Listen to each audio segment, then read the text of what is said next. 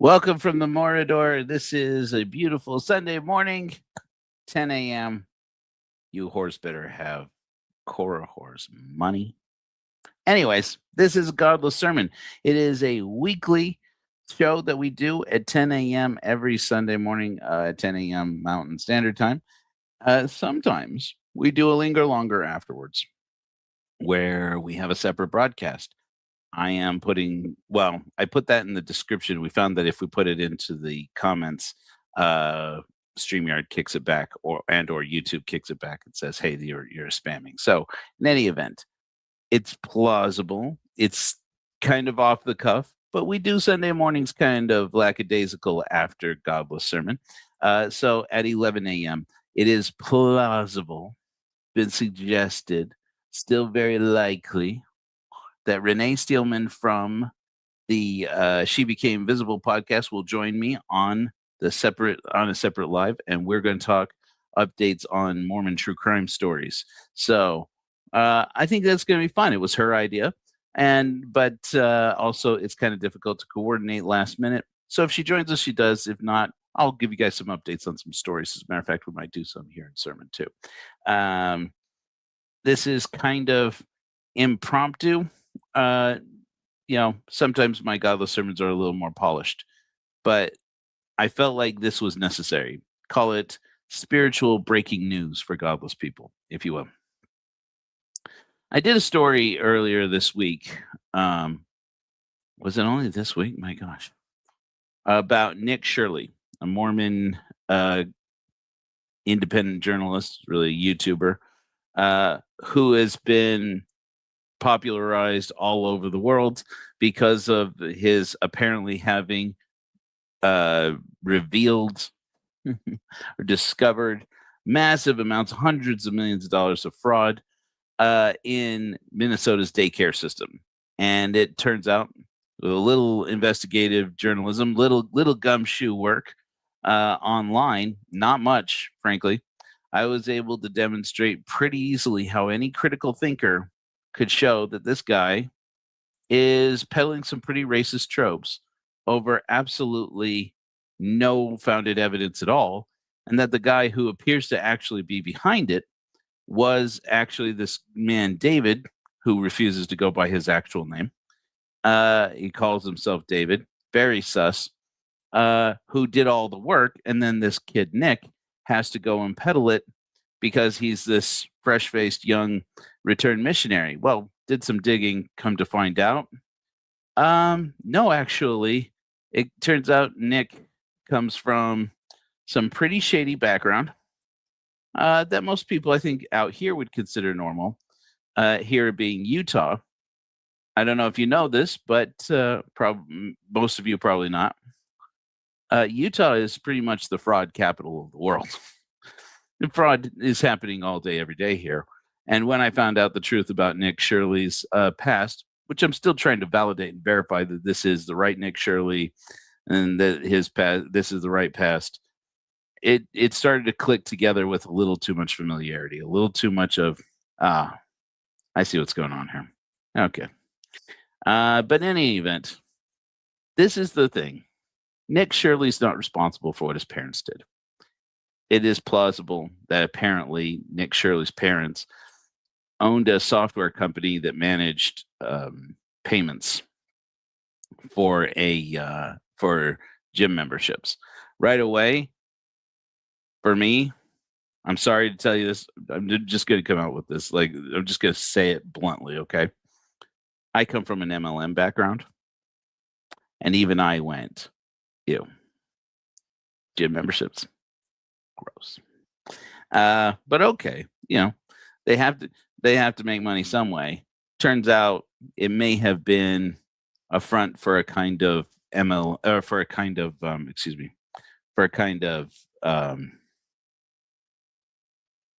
real estate investment scam.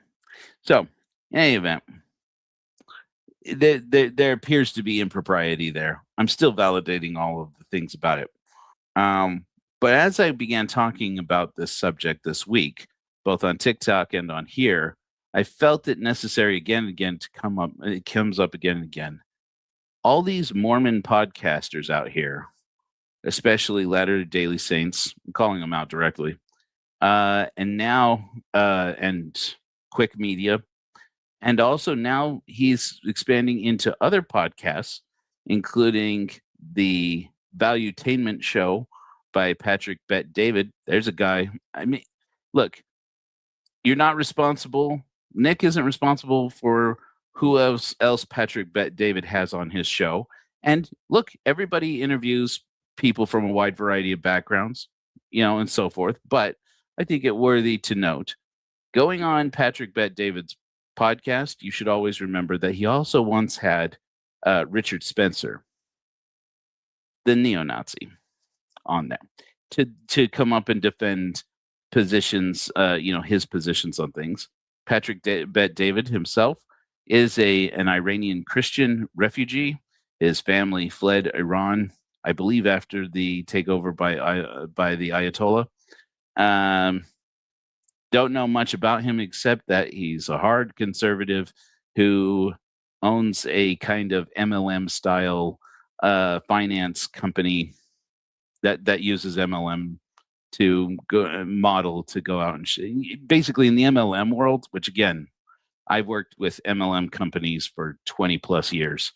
And I can tell you, even in the MLM world, which can get shady as hell, these companies they're a dime a dozen and they're pretty sus.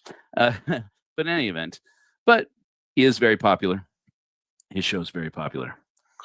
But every time that this Nick Shirley guy goes on, gets platformed by these Mormon podcasters or conservative podcasters, which apparently now includes J.D. Vance, whatever, he winds up having to defend himself as saying, I'm not a racist. Or he winds up somebody else defending him saying, he's not racist. It's not racist to say racist things, basically. And because this is about culture, they'll say, as if if you say things that marginalize a group of people, it's racist. And it doesn't matter that you didn't say it in a racist sounding way in your mind. The wording is not important. The implication is there. The wording, you might as well just come out and say it. You might as well come out and say it bluntly in the most racist terminology that you can, because the words are irrelevant as long as the impression that you're leaving is to validate what people who marginalized communities from a position of privilege are saying about them. Now, I tell you that story to tell you another story and hopefully get off of this subject for a bit, because it gives me the ick to talk about this guy. And his background is my background. I come from Mormon ancestors. I come from Mormon culture. I was, like Nick, I was once a missionary in South America.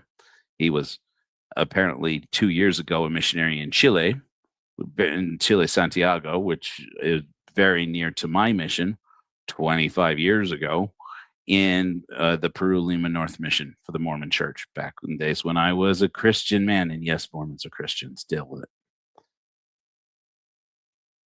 And for me, it has been a long journey to accept this, that to forgive our ancestors of racism, which in Mormon culture is rampant and common, is not to forgive the racism itself. The racism and hate, the hatred of marginalized people because of their race is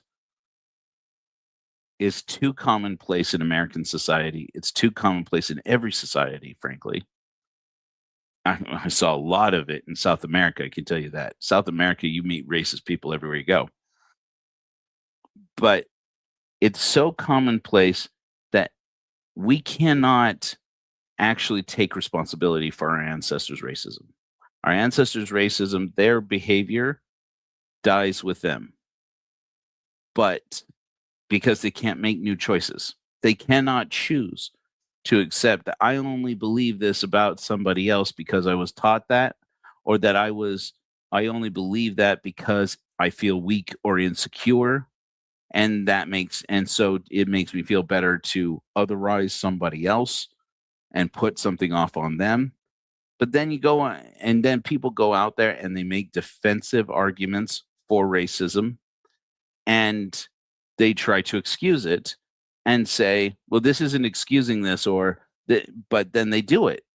So the words themselves, it's not a question of whether or not you use the wrong words. It's not a question of whether or not you use racial slurs while you're saying it. That's not what makes it racist. And then there's this misconception in white society, in America especially, and especially in white conservative society, that says it's only racist if it devalues somebody because of their skin color. And that's just, it's too convenient. I'm sorry to tell you. That is a white supremacist cover. That it's about the color of your skin only, and it's about value and asking about the value, which is really just a tie-in they now use to try and tie racism into their fight, into conservatives' fight for pro-life, to say, well, all human beings have value, and then they try and tack on a very racist argument that says that abortion rights have to do with white people trying to eliminate people of color, and which is not true. I mean, there are certainly racist people in the pro-choice movement, because if you put Americans in the mix anywhere, you're going to get racist people. And we are a society that has been dominated by white supremacy. And just because people say, well, that's not how I define it, doesn't change the fact that that's the way it's been. When you marginalize people, not just because of the color of their skin, but because of their ethnic group, because of their ethnic background, and you reinforce tropes about those people. They are shifty, they are dirty, they are this, they are that, they bring disease, they bring crime, they bring blah, blah, blah, blah, blah, blah, blah. They come from a culture that is barbaric, savage, any of these other words that you can look at and say, that people look at and say, look, that's just factual. That's just a fact about those people. You're talking about reinforcing the marginalization of marginalized groups. That's white supremacy. That's racism in this country. And we don't have to own it. Now, we cannot forgive our ancestors, our histories, the racism itself, and then tell ourselves that we are not racist. But that doesn't mean that we have to be hateful towards our ancestors. We can accept that this was bad, this was evil, and it's something that my ancestors did because they didn't know better. It's something that they did because they were in a moment of weakness and had to blame somebody else in order to make themselves feel better. It's something that they did because they were taught it by other people, or maybe it's something they did because they were just hateful people. And it is entirely plausible to blame them and be angry at them and say whatever you need to say because of how you feel about that. But it also is possible to say, I don't excuse what they did, but I do still love them for the things that they did that had nothing to do with that. And I still appreciate the heritage that I got from them that had nothing to do with that. And people all over the country, this is a spiritual wound in America. There are people who had ancestors who fought for the Confederacy, who can respect and guard the heritage of saying my ancestors stood up for what they believed in, or whether that be constitutionality or states' rights or what have you, and still be able to say they also fought for slavery to keep the right to own people, and that was wrong. And it's entirely possible to do. And in fact, I would say it's necessary. That does not require you to take personal responsibility for the behavior of your ancestors. And I would say nobody expects you to. But we must take responsibility for our future. Our future as a society, our future as individuals. In Mormon society, This is plain more than it is in most parts of the country. We have a very racist past, and there is racism rampant in Mormon doctrine and in Mormon scripture. And I would put to you that God is and always has been a very convenient way to use racism to shield racist behavior and terminology and racist rhetoric and clothe it in divinity and say, this isn't my opinion, it's God's opinion. Where once again, we find there are no God's opinions, there's human beings' opinions that they then enshrine and say, it can't, my opinion is not my opinion. It is the opinion of Almighty God, while disguising the plain fact that gods don't exist except as invented characters in the minds of human beings. We use gods to justify misogyny. We use gods to justify child abuse. We use gods to justify racism. We use gods to justify selfishness and greed, including some that we saw this week. I made a TikTok recently. This is just an aside. Responding to Riley Gaines. I don't know if you know Riley Gaines, but I've been digging deep into Riley Gaines lately. May make an episode of Charlatans Never Change about her soon for Hellfire Agency. But this woman, she was not born racist. It doesn't seem to me anybody is. And she's not born a transphobe. I don't think anybody is. Just as we are all born atheists, we are all born not racist, not transphobes. But then somewhere along the way, when somebody feels weak, they turn and otherize those negative feelings. And it's so important for us to understand our feelings. You know, the first episode of Hellfire Agency I ever did, I decided I wanted to have an audible disclaimer. And so I read a disclaimer that I had written, and it was so boring. I said, I'm going to lose viewers right off the bat. People are going to be like, what is this? Boring, you know, and they're going to just either skip ahead or likely just click off of it and go on to something else. So I decided I'll just make it fun. I'll do something I've said for a long time I was going to do. So, and this is it. Okay. You know, I'm ExmoJoe. And one thing about me is I do voices. And one of the ones I do pretty well is the governor. In fact, I had people who thought that my disclaimer was made using samples of the governor's voice. And because I would tell them, you got to show me your leadership capabilities. Show me not just the strength of your muscles, but also of your mind. You got to show me the strength of your character. I do a decent governor. Decent. I won't say it's the best, but I've heard worse. A lot. And people think that I get people then, when they hear my impersonation of the governor, I get people texting me or messaging me saying, wow, you must really be a fan of Arnold. And then send me some information about Arnold Schwarzenegger. And not really. I don't dislike him. He can be a real jerk.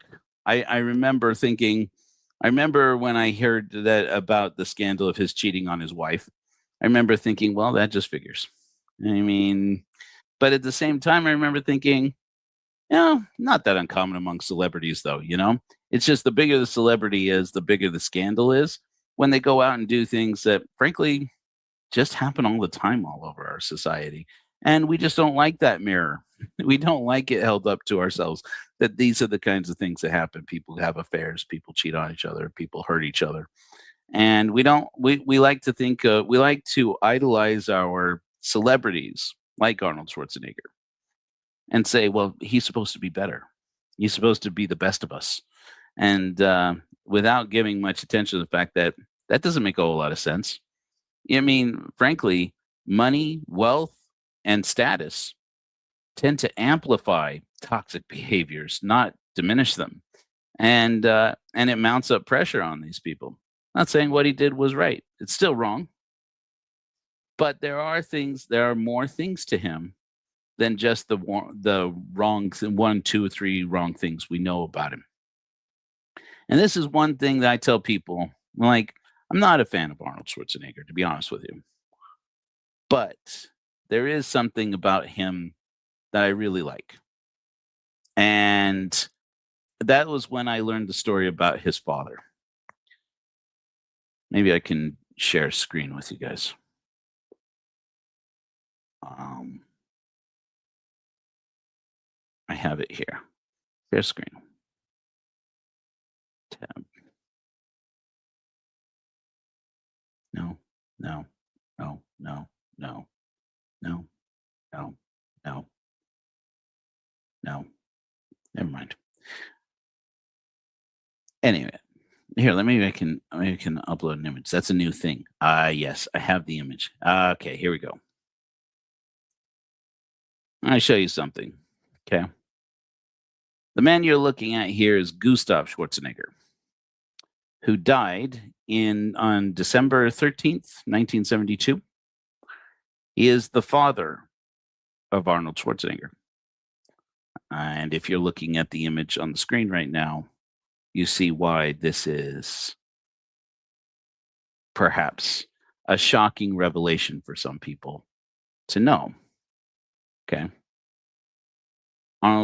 The governor's father was a Nazi, and he was a police officer in Austria. He was an extremely abusive man. He used to pit Arnold and his brother against each other and tell them that he wanted to prove which of them was his real son or which one was the better son. There's some moments where Arnold seems to have suggested, I've heard this, that he has suggested in the past that his father even questioned his legitimacy, whether or not he was really his son. He would do these things. He'd play these games with his boys and be cruel with them in a philosophy that it would make them tougher, it would make them stronger. Both boys wound up being extremely physical, extremely aggressive, and they both got into bodybuilding.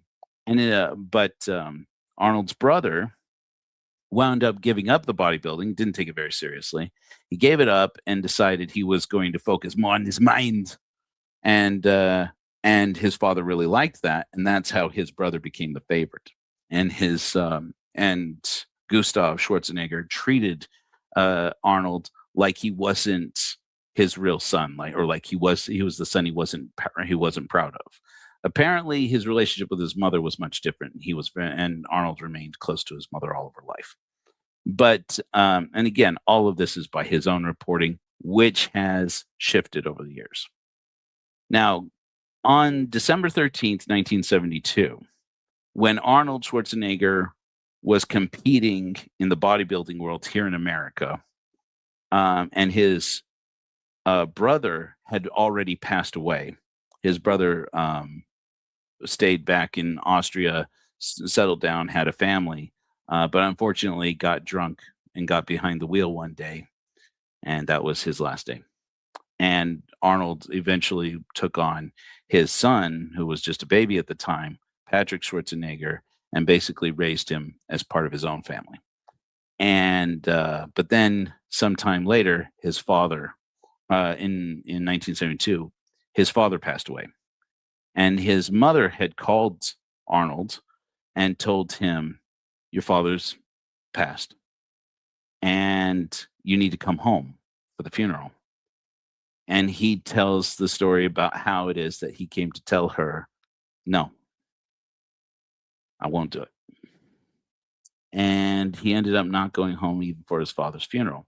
He also didn't go home for his brother's funeral, which was around the same time. Now, I tell you this story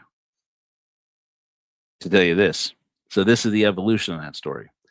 When he was young, Arnold Schwarzenegger told people that he didn't go home for his brother's funeral or for his father's funeral because he was so focused on competition that he wouldn't allow negativity into his mind, and grief was negativity. Sounds kind of dickish to me, but like this was the kind of thing. This is actually a kind of a thing among bodybuilders. Like they would say things like, "Oh, you shouldn't have sex while you're training because it weakens you or makes you, vulnerable, or you shouldn't get too close to a woman because she could break your heart, or you shouldn't get involved in." You should be prepared to lose anything. In fact, I saw this interview with him when he was young, where he said, if you stole my car when I was in competition, if I walked outside and found someone who stole my car, I wouldn't even acknowledge it as real. I would say whatever and just move on with it, because there's no time. If you're going to be a champion, this is part of his lifelong thing about being a champion. If you're going to be a champion, you got to show that you're not going to let anything beat you. You got to be positive all the time. And so he says that's the reason why he told his mother. He made up some excuse, but he said the real reason is that I was going for competition, and death of a family member or not, I was too cold-hearted to accept it, because that's what it takes to be a winner. That's what it takes to be the best. Arnold Schwarzenegger's father didn't give him a start in his real career, the career that made him famous, for the thing he was passionate about, which was fitness and bodybuilding.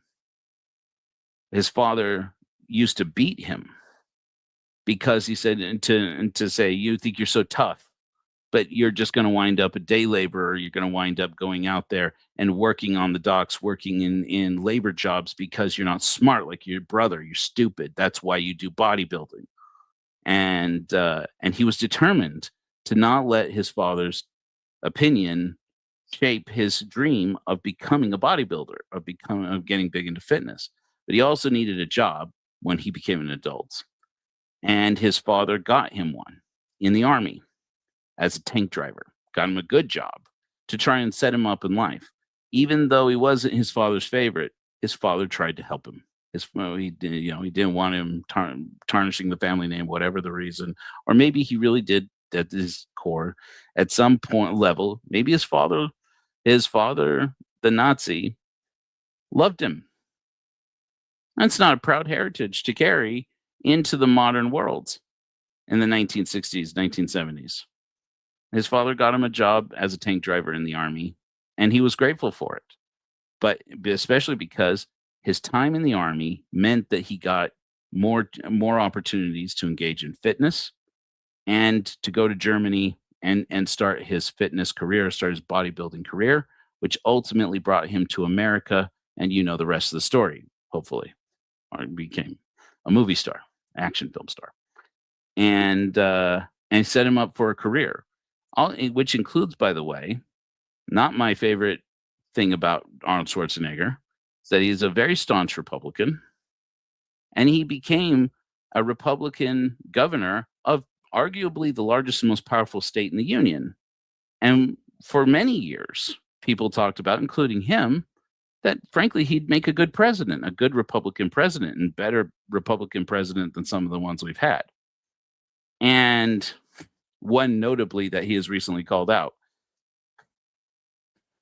In fact, he compared the January 6th event at one point to Kristallnacht, the night that Germany stormed Jewish-owned bookstores and stores all over the country, and used immigration policy to try to deport people who were Jewish for not being German enough.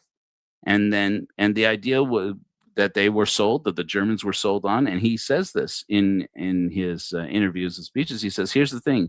He says, people like my father, they were sold by a weak man. They were sold on that their weakness was not their own, that the Jews had weakened them, that that homosexuals had weakened them, that indigenous Europeans had weakened their pure Aryan blood, and that the society would be better off if they could rid themselves of weak elements.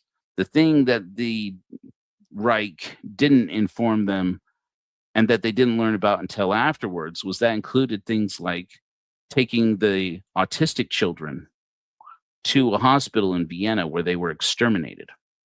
The doctor who was in charge of sorting out which of those children could actually be saved from the extermination, so by being conditioned using Pavlovian style conditioning to try and teach these autistic children to mask well enough that they could pass as neurotypical, was a man named Dr. Asperger. He is the person for whom Asperger's syndrome was named. This is a part of our culture. This is a part of our history as people, not just in Germany and Europe. It's here in America too. And if we cannot heal that generational wound, that hatred, it will just get worse. I'm going to bring this back home to me and to Nick Shirley and to all these Mormon podcasters, including the Paul brothers, including the Greg Matsons, and all of us in the ex-Mormon community. This is true about most of us who grew up, from a pioneer legacy. We must heal this wound by choosing to say you can blame your ancestors, but you don't have to. You can do what I say, accept and love the sacrifice and legacy of your ancestors while separating out the hateful things they did and saying to yourself and to anybody else, I would encourage you to be prepared with this statement. I love this person. I love their story. I love what they did. And I am proud to be a part of to have their heritage. If you are not required to be, by the way, as we're going to see now with Arnold. You can separate it out and say, but this thing they did was wrong. This thing they did was hateful. This thing they did was born out of weakness. This thing that they did was born out of hate. It was born out of fear of God. It was, in many cases, it was born out of, or it was born out of just fear. And I choose not to live with that fear. I choose not to live with that otherization, with that marginalization. That was wrong that they did it, whatever the reason. Make any excuse you want. Those are all excuses, and I won't justify it. It was wrong, and it stops with me. And then you don't teach that to your children. If you don't teach them the hate. But when the children are old enough, and I've done this with my children, my parents did it with me. Other people, other people throughout the world will tell you the same story, that of remembering of moments where their parents had told them about their history with slavery, or their history with anti-immigrant activity, or their history with the Reich in Germany, their history with with the oppression of people in Italy and in Spain.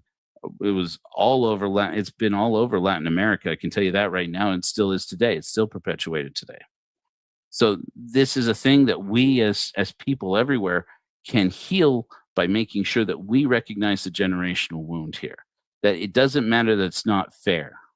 It's going to feel unfair to say, that's not how I feel about those people. Why should I take responsibility? You don't take responsibility for it. I'm going to put to you. You don't take responsibility for it. You put the responsibility where it belongs and recognize that the people who perpetuated it, the people who practiced it particularly, are gone now, if they are. And you can't change what they did any more than they can. And they definitely can't change what they did. But you can stop it from going into the future. And that's going to require being willing to say, I know that's about my family. I know this about my past. I can still love them. I can still love those people and not make excuses for why they did. As soon as it becomes, well, you don't understand. Back then, they did this and they did that and they did this. And we felt that, wait a minute, you're saying we there. Now you are taking responsibility. Now you are taking on that hate, and it's not necessary. You don't have to make an excuse. You don't have to perpetuate the excuse. You can let it go. You can let it lie down in the dust with them, because frankly, you got to be able at some point, probably the wisest thing maybe that Jesus said, I don't think this is what he meant it to, how he meant it to be taken, was that you have to let the dead bury the dead. He told that to his disciples to tell them not to go home for a family member's funeral, which is what Arnold Schwarzenegger did. The original story he gave was that he was too cold-hearted because he was preparing for competition.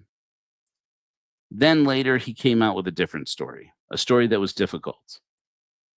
That the love he had for his father, and he did love his father, but that it grew cold when he was young, and his father used to hit him and used to shame him for his aspirations to become a bodybuilder, and used to favor his brother over him because his brother was going to become an intellectual and elevate the family name. Arnold Schwarzenegger grew up in a shanty with no running water, with no indoor plumbing, and his father. He would talk frequently about how his father used to drink to try and stifle and shove down and disguise the pain and guilt that he felt. That was, again, a collective psychological and spiritual wound on Germany that I think you could argue still lasts to this day, of men who were proud to call themselves more masculine and to believe in a divine masculinity that was connected to their heritage as Aryans, as the master race. And then they were defeated. They were defeated by people from all over the world. Woody Guthrie wrote a famous song at the time that was used to recruit Americans to the cause back in the day, when we forget this now. But one of the things that really was appealing about America in the 1940s was that, in spite of the Great Depression, Americans were banding together and using their political voice and using their collective voice to recognize labor, the labor movement. And this was attributed largely to socialism, and it was called socialism. And America at that time was seen as a democratic nation leaning towards socialism, and really the origins of some of the most celebrated figures in the socialist movement and in the labor movement all around the world are Americans. They're names of American people.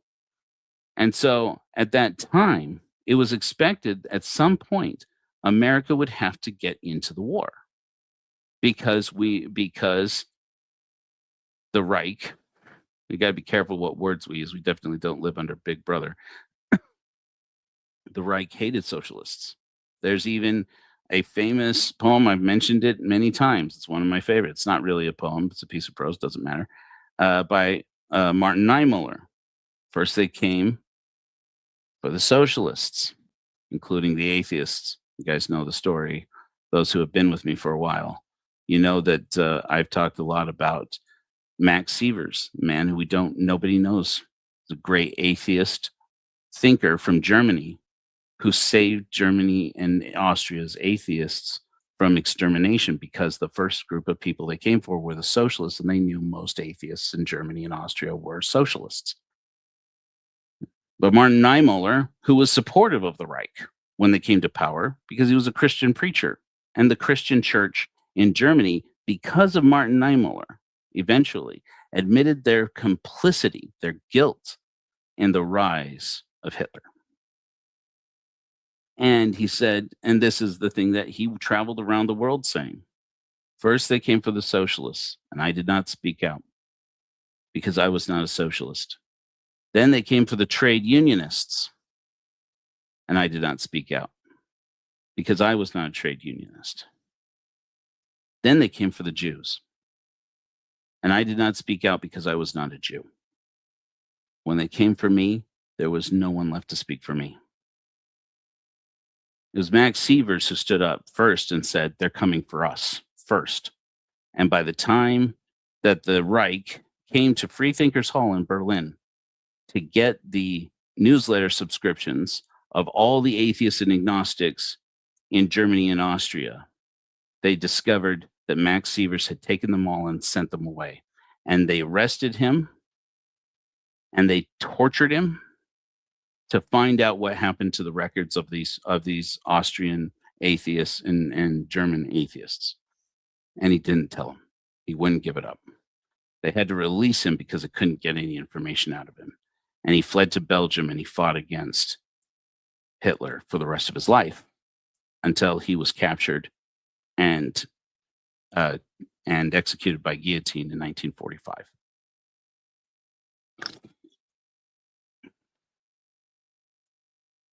One of the things I haven't mentioned in my past sermons about Max Sievers, by the way, was that Max was cellmates with a member of the Christian clergy who, like Martin Niemöller, had stood up against the Reich.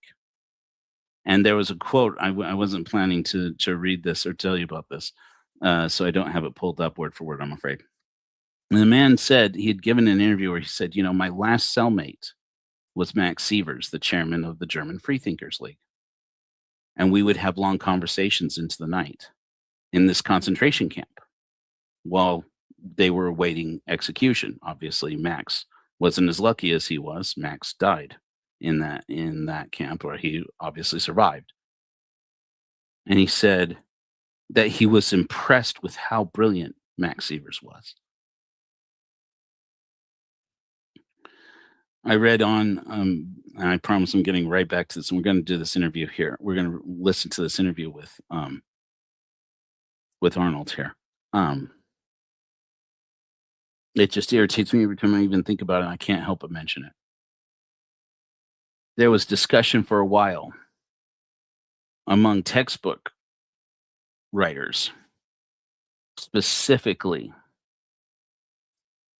on how unfair it was that Max Sievers was purposely omitted from history books, from history textbooks about World War II. And that he had been specifically removed through a concerted effort on the part of the corporate and political world, though nobody knows. I haven't heard exactly any names of any specific figures who were involved, but that they were pressured, these creators of these texts, to not include Max Sievers, not because he was an atheist, but because he was socialist, because he supported the Soviets, particularly, with no willingness to admit the fact that so did we. That was America. America. If you watch, there's that interview.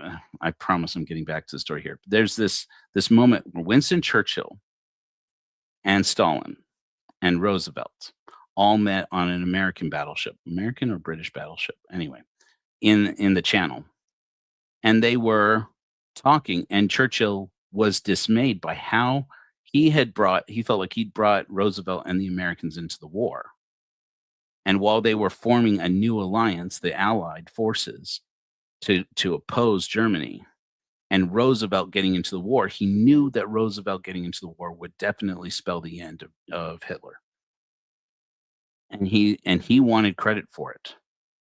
And what he discovered was that Stalin and Roosevelt buddied up and started to turn the tables on him, saying, you know, part of the problem here is British colonization. The United Kingdom is actually the British Empire still. And Churchill, who was very proud of the British Empire, believed that Britain was a force for good in the world, and that people of all races were made better by becoming subjects of the crown, or at least tributaries to the crown. And that this was a great legacy. And they said, this is the old world thinking that gave Hitler his power. This is what makes fascism popular, is this idea of imperialism. And so they had to negotiate with him that if America was going to get involved in the war, and the Soviet Union and the United States of America become allies, it was going to have to be because Britain had decided to give up its colonies. And that's ultimately what they did. That's the agreement they came to. We forget this because of propaganda, especially those of us who grew up during the Red Scare. In any event, it's in the midst of that Arnold Schwarzenegger became an icon in America in a time when the two dirtiest words in America you could utter were Nazi or socialist. And here's this man who was the son of a member of the Nazi Party, who he was not proud to associate with because his father was such an abusive jerk. And so when, even though he had originally said, I didn't want to go to my father's funeral because he was preparing for competition, he later came out with the truth, what I would argue is the truth. And then we're going to come out with yet another version of the story. I'm going to remove that. I'm going to bring in the interview. Yeah, I'm just going to bring in this interview. This is an interview that Arnold Schwarzenegger did. To your dad, who was a Nazi officer, that Jews were responsible for bringing you to America and responsible for your success. How did he react? I said, well, Reg Park, my idol, his mother was Jewish, and therefore he's Jewish. I said, when I got into the movies here, my first movie I did was Bob Raferson is a Jew. Mike Medavoy, who got me the part in Stay Hungry, is a Jew. I said, the guy that had received me in Gold's Gym, he's a Jew. I said, so all of these guys that are helping me in America realize my dreams are Jewish. I said, so you should never ever talk about Jews that way. Right. You got to get off that. And he never ever talked about it badly again after that. It's later since been suggested that the real reason why Arnold Schwarzenegger didn't go home for his brother's funeral or his father's funeral was that his visa had lapsed and he was an illegal. Very, very important to me as the descendant of Mexican Americans on my mother's side.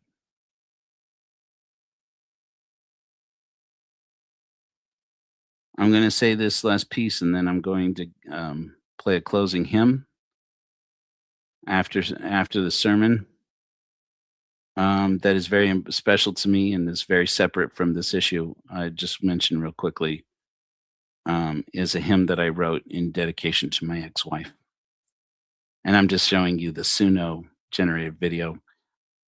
You guys all know that I use AI to make all of our amazing hymns just because it's amazing and I can't sing very well. I wrote this one as a hymn for us. And that's because I'm just mentioning this real quickly in the middle of this because I don't want to stop to introduce it and tell you why. But, I've said from the beginning that we want to be the first church. This Godless church will be the one that celebrates divorce and celebrates that divorce is an opportunity for people to grow and not just a reason for people to feel like they have failed, but a reason to believe that a phase of your life is completed, and part of loving somebody else is letting them grow, even if it's growing away from you. And that's why I tell people all the time when they find out that I got divorced last month,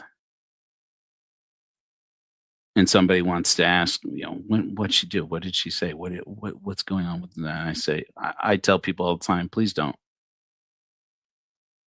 I love her. She grew apart because she's growing into who she's becoming, and I'm growing into who I'm becoming, and growing up and becoming grown-ups, each of us as individuals, and accepting our individuality and learning to love ourselves as we are. Each of us as we are is not a failure.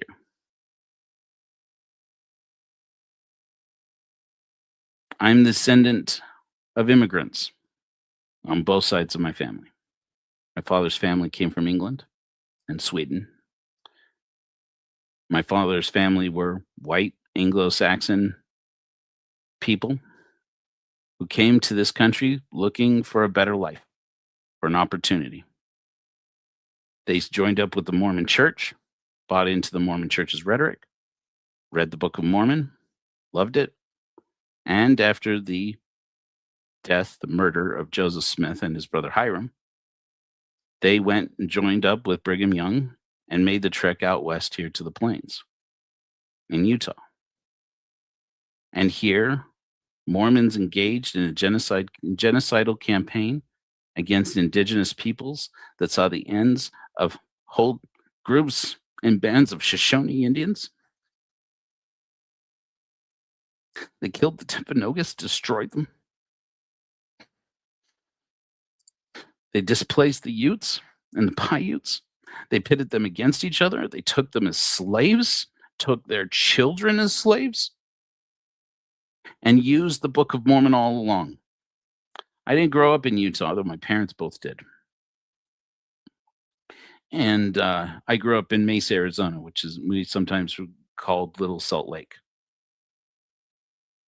Right right on the same street where my first job home from my mission for the Mormon Church, there is there's a little hotel, which is now I think a Ramada Inn, but at the time it was a Best Western, on the corner of Main and Alma School Road.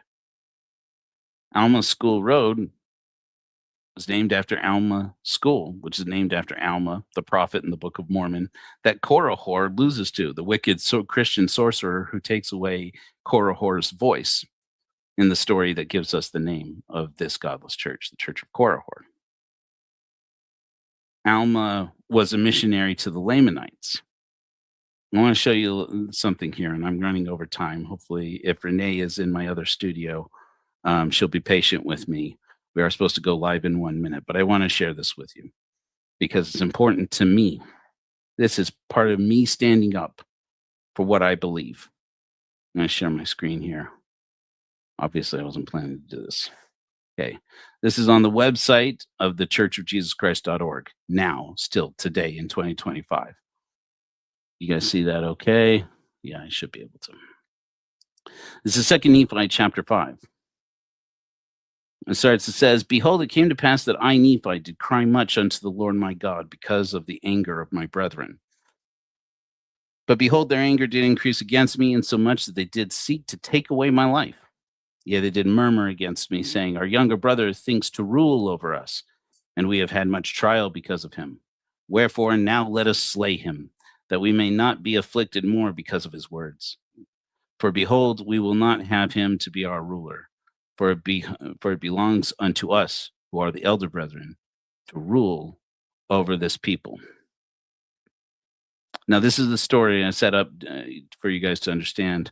This is the justification under which my ancestors and the ancestors of a lot of us who've come from the Mormon paradigm justified the genocide of indigenous Americans like those of my mother's family.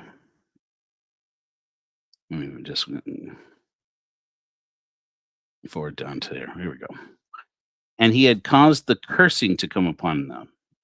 Let me just back up here. It says, "Wherefore the word of the Lord was fulfilled, which he spake unto me, saying, Inasmuch as they," that's the Lamanites, who are given to be the ancestors of indigenous Americans, Native Americans, "and inasmuch as they will not hearken unto my words, they shall be cut off from the presence of the Lord. And behold, they were cut off from his presence. And he had caused the cursing to come upon them, yea, even a sore cursing, because of their iniquity. For behold, they had hardened their hearts against him, that they had become like unto a flint. Wherefore, as they were white and exceedingly fair and delightsome, that they might not be enticing unto my people, the Lord God did cause a skin of blackness to come upon them. And thus saith the Lord God, I will cause that they shall be loathsome unto thy people, save they shall repent of their iniquities." and cursed shall be the seed of him that mixeth with their seed, for they shall be cursed even with the same cursing. And the Lord spake it, and it was done. And because of their cursing which was upon them, they did become an idle people, full of mischief and subtlety, and did seek in the wilderness for beasts of prey. And the Lord God said unto me, they shall be a scourge unto thy seed, to stir them up in remembrance of me. And inasmuch as they will not remember me, and hearken unto my words, they shall scourge them even unto destruction.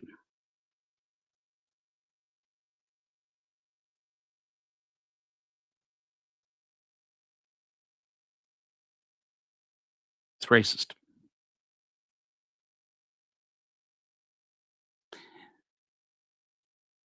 I'm not going to play for you any of the clips because I've run out of time, and because I'm putting together another episode of Charlatans Never Change this week about Nick Shirley and the Mormon podcasters who are now defending him, some of whom are guys I actually kind of like. But this has rubbed me the wrong way, and I won't put up with it. I'm standing up. This is our shared heritage of hate as people from the Mormon paradigm. I don't hate my ancestors. I love them. My Mormon pioneer ancestors were brave people, came across the plains, who lost everything for their faith in God and their belief in Joseph Smith and in the Book of Mormon. And it was a hard life. They also didn't know what else to do. And most of them, my ancestors, didn't want anything to do with polygamy. There were some of those Mormons who didn't like it, didn't want anything to do with it. Don't get me wrong, they practiced it. Because my ancestor, Joseph Sharp Rollins, was told by the church that he had to practice it. And so he engaged in the practice, which drove his son, Joseph Lafayette Rollins, to grow hateful towards the church and become the man who's the politician that we don't speak about in the Rollins family because he opposed the church. But what he opposed was polygamy, and he opposed slavery. And he went to the government. He got elected and went to Washington. And he authored the Enabling Act and got it passed, fought hard to get it passed. Worked with Smoot and others to try and get this passed, and negotiated the end of polygamy in Utah, which still continued, but he negotiated the formal end of it and tried his best to negotiate the return and equalization about lands that were stolen from the Mormons back east in Missouri and Illinois and Ohio, New York. Did the best that he could to give Mormons a fair deal. But but if Mormons who at that time had a long rhetoric under Brigham Young that they were no longer Americans, that they had a different identity, that they were in the kingdom of God now, and that Brigham Young was a king. Joseph Smith had himself ordained as a king in the Council of 50. They were kings to rule over the people when Christ returns, which they were expecting to happen any day now. Remember that Joseph Smith predicted, I think it was in 1890, Christ would come back, and then after it didn't happen, that Mormons just stopped talking about it. And this is all part of our legacy. This is all part of where we come from. The racism was wrong. It was wrong. When people make excuses for it and say, well, you have to understand back then, blah, blah, blah, blah, blah, blah, blah, or that kind of slavery wasn't real slavery, or this part, well, okay, but you have to understand that stop right there, okay? As long as we make an excuse for it, it perpetuates, and people hear it and remember it. Most significantly, our children hear it and remember it. I will not perpetuate that hate into another generation. I will not feel it in my heart. I will not shame my ancestors for being racist. But I also will identify that what they did was racist and it was hateful. And whatever the reasons, hate is hate. It's born out of weakness. On this, I don't know. I don't know what the true story of Arnold Schwarzenegger is. I don't know if anybody does, much less him. But obviously, it's complicated. And it has to do with the shame that he felt about his father. Now, I would put you this question before I close. Can you imagine if Arnold Schwarzenegger's father had been loving toward him? Racists are hateful people, but that doesn't mean that they don't love. A lot of racist people love their children. What if Arnold Schwarzenegger's father had treated him equal to his brother? What if Arnold Schwarzenegger had grown up thinking of his father as somebody who had been wronged by the Allies, as many Germans and Austrians did after the war? What if he had grown up thinking of his father as a great noble man who was just misunderstood, but he had made excuses for the rest of his life?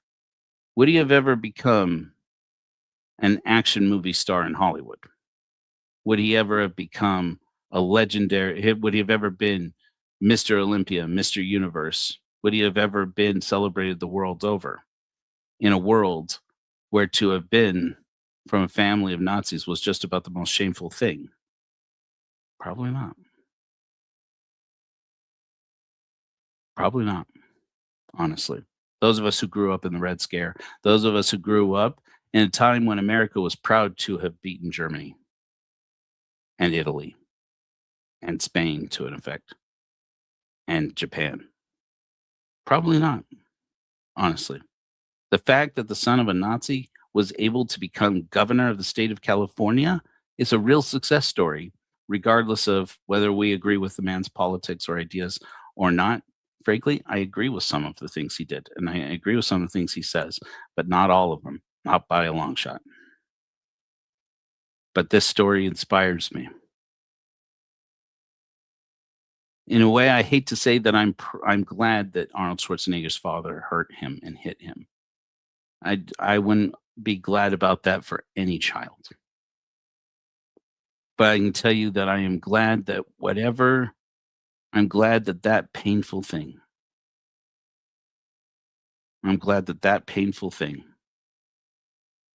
made him a better man. Gives me hope. We can all do better. We can move into the future without racism of the past. But can we take the gods that were used to justify it with us?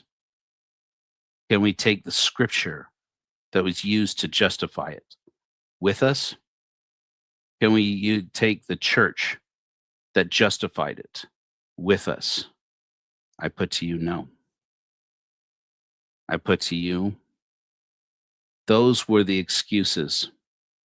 God was the excuse for this hate. I move forward without the hate. That's why that's partly why I move forward without the God that was used to excuse it and the scripture used to excuse it. And every time that a Mormon makes an excuse and says, well, what you don't understand about this, I understand exactly, but I understand it exactly because I know the history. I know the truth. Healing from this racism, healing from this hate, means letting the Book of Mormon lie down in the dust with the racist man who was its engineer, Joseph Smith. He was a hateful man. He did a hateful thing. Let it die with him. Let the dead bury the dead. Amen. I'm going to play this hymn for you. Then I'm going to switch over and see if Rene is in our other studio. And if she is, then we'll go live. And if she isn't, well, I'll probably briefly go live and share a few things with you guys either way. I told her, look, because it's been difficult to organize this last minute. I'm like, look, I'll go live. If you can jump in there, awesome. If not, it's totally chill, super chill. I'll just play you guys some of the things. I've been doing a lot of research for this week's Charlatans Never Change, so I'll probably just share things with you there. The description of that live, in the description of this video is a link to that live, and I hope to see you guys there. I'll go live either way, and we'll see if Rene joins us. We'll go live for about an hour. Kind of linger longer, and then I got to go to my day job. See you there, my friends. Otherwise, if this is where I lose you, you're welcome to join us on Tuesday for Charlatans Never Change. I usually go live after Ladder Daily Digest is done, which is about usually 10 o'clock. Flash bright. Remember still in a church that I'd left, your mother's plastic ivy, your sister's borrowed dress, and goddess that I'd met only a few weeks before. And 2 decades later, I couldn't love her more. That maiden grew into a woman with my name for the part I played. I won't ever be ashamed. What I want for you is to be yourself. May our precious years be treasured on the shelf. What I want for you is what I want for me. Let the girl I remember become who she's meant to be. We were only children, soon to have our own. I nearly lost you both, fear I'd never known. Fatherhood made me brave, added 2 children more. The maiden I had married became a mother I adored. She supported my dreams. Life had different plans, but her patience and love made me a better man. What I want for you is to be yourself. May our precious years be treasured on the shelf. What I want for you is what I want for me.